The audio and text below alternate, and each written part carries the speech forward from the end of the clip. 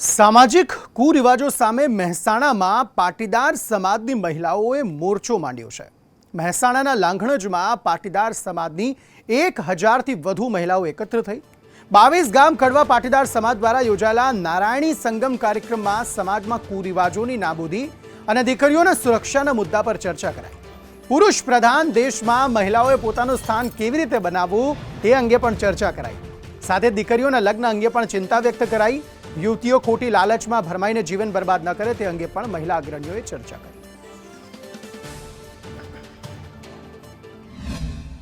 પુરુષ પ્રધાન દેશમાં યુવતીઓ ક્યાંક ને ક્યાંક પાછળ પડતી હોય છે। શું કહેશો, આજે જે સંમેલન યોજવામાં આવી રહ્યું છે તેનો શું મુખ્ય ઉદ્દેશ છે?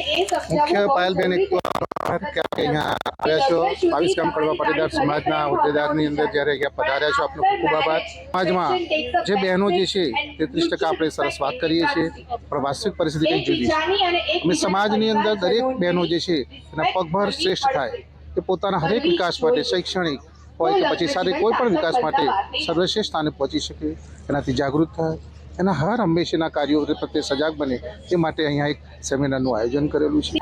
33% કે 50% અનામતની વાત ભલે રાજ્ય સરકાર કે કેન્દ્ર સરકાર કરતી હોય, પણ વાસ્તવિક અર્થમાં ખૂબ જ સાચા અર્થમાં આપણે એ બહેનોનો વિકાસ કર્યો કહેવાય કે સાચા અર્થમાં કોઈ પણ અનામત વગર 50% કરતાં વધારે શ્રેષ્ઠ સ્થાને પહોંચે।